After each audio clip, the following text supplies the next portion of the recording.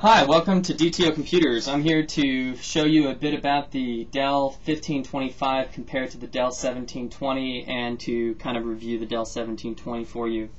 So here we have a Dell 1525 just right above a Dell 1720. Let's see if I can give you the comparison. So the rears are actually very much similar. You see the length difference there, the 1720 being on the bottom. And then here on the sides is where you really see a size difference. So starting at the back of the laptop, the 1525 immediately begins to taper down, whereas the 1720 is basically a rectangle. That's where you see the size difference. Pretty amazing there, the way Dell has done that. Now, if I had the 1520 on top of the 1720 here, it basically looked like the exact same laptop and as the 1720, only a little bit smaller, but the depth is the same. So with the 1520, you basically have a bulkier laptop with the same 15-inch screen. Here's how the front looks. Big difference on the front. That's pretty much the difference in the sizes.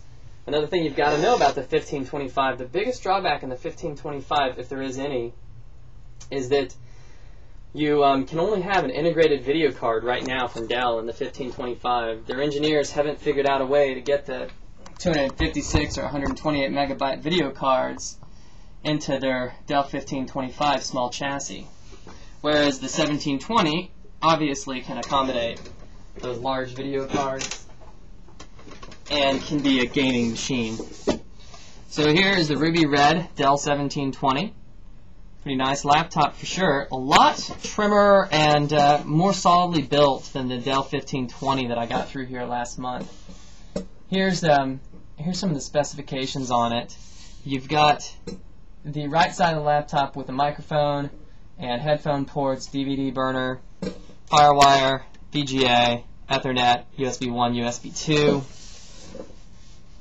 S-Video, USB 3, USB 4, power supply, telephone modem, USB 5. So it's got 5 USB connections, whereas the 1525 has 1, 2, 3, 4. But one thing that 1525's got going for it that the 1720 doesn't is the HDMI. Yeah, exactly. And so the HDMI out is a huge plus for that 1525. And it also has the S-Video and the VGA. So lots of choices there for your external output with the Dell 1525. Whereas the 1720 does not have that. The biggest point here of value in the 1720 is twofold. The 256 megabyte video card and that massive screen. Let's take a look at that screen. Isn't that gorgeous? Let me see if I can give you a better shot of this. It's just big. And to give you an idea of the size of that screen, a little bit of a better idea, let's show you it compared to a standard width novel. Here's my novel, Dragon Moon Rising. Yeah, this is completely shameless advertising of my book. But hey, that's what we're about in America, right? So here's the book once from the edge of the laptop, twice from the edge of the laptop, almost 3 full widths of paperback book is how wide that is. And so lots of viewing space. And this machine has 4 gigabytes of RAM. It has a dual-core 2.4 gigahertz processor, meaning 2 2.4 gigahertz processors.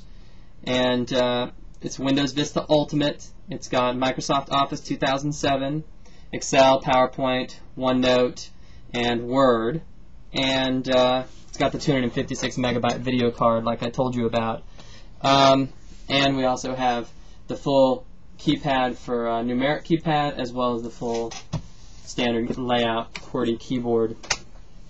That's the Dell 1720. This model also has the wireless N internet, wireless connectivity built in, meaning the fastest internet networking you can have wirelessly. And let's see any other major features. Oh yes, the webcam. Let me show you about that webcam.